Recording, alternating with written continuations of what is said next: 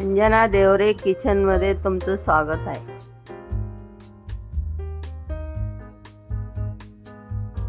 हा कवट आहे, हा फोडायचा आणि त्याच्यात गूळ भरायचा।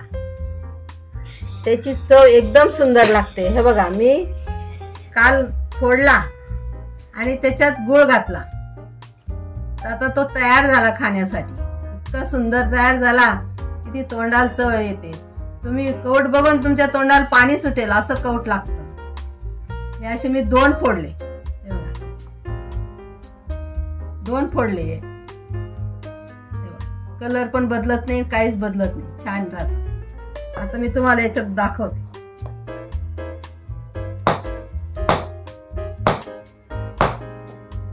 फोडला ना, मग आता त्याला बाहेर काढायचं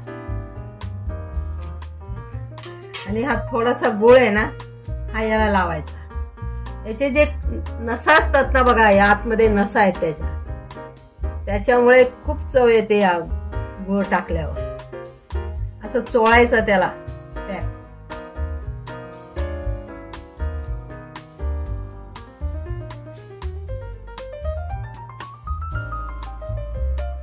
आणि मग नंतर ना हे ना असं कालवायचं गुळ आणि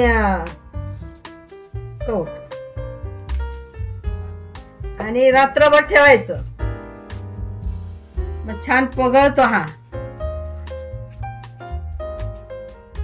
तुम्ही असं गोळ टाकून लावून ठेवा आणि मग बघा कसं लागतं खायला, एकदम सुंदर लागतो।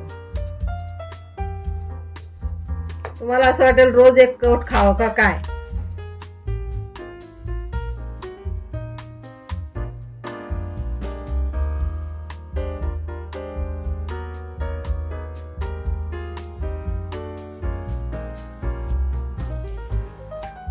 असं भरायचं आणि रात्रभर ठेवायचं।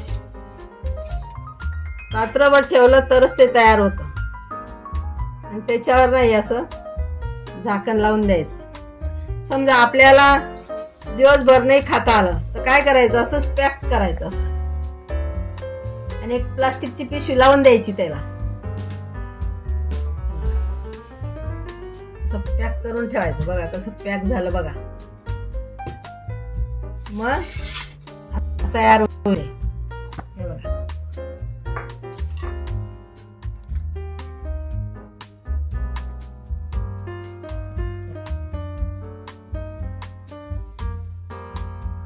मी तर चांगले 8-10 कवट, आमची शिवरात्री जत्रा होती म्हणून मी 8-10 कवट घेतली आणि तयार करून ठेवले खायला, कारण तोंडाला चव येते म्हणून खात राहतात सगळे।